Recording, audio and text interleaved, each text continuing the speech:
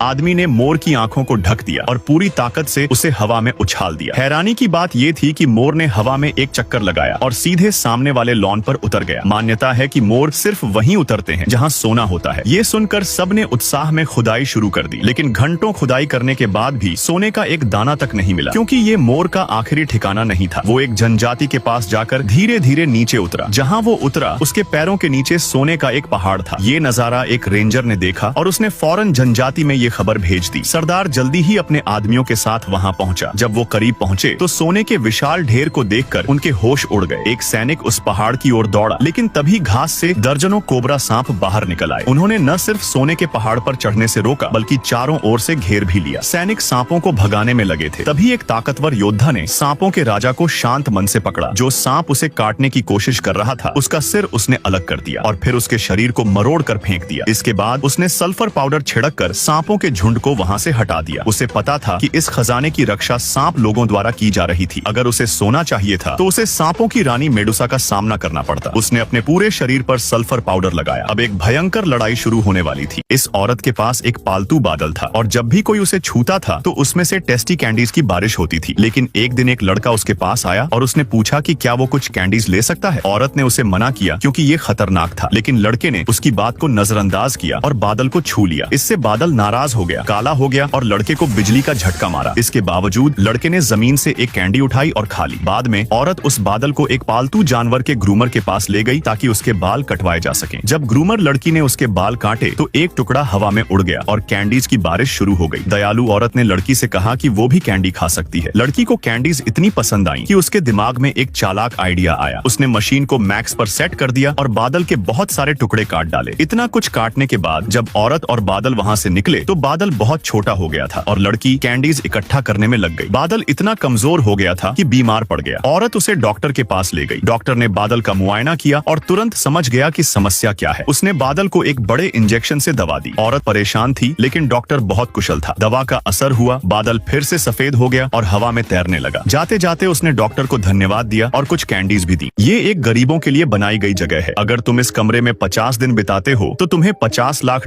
यानी 40 करोड़ रुपए मिलेंगे। लेकिन इस दौरान न फोन होगा और न ही कोई अच्छा खाना। सिर्फ एक बड़ा बिस्तर मिलेगा सोने के लिए। एक जोड़ा इस चुनौती को स्वीकार करने आया। आदमी ने दीवार पर लगा लाल बटन दबाया और चुनौती शुरू हो गई। 50 दिन बाद अमीर बनने का ख्याल उन्हें बहुत खुश कर रहा था। दोनों फर्श पर लेटकर अपने सुनहरे भविष्य की बातें करने लगे। आखिर $50 लाख एक बड़ी रकम थी, लेकिन ये पैसा पाना इतना आसान नहीं था। पहले ही दिन आदमी परेशान हो गया। आयोजक उन्हें हर खाने में सिर्फ रंगहीन और बेस्वाद पोषक तरल देते थे, और वो भी एक बोतल। इससे उनका पेट ठीक से नहीं भर रहा था।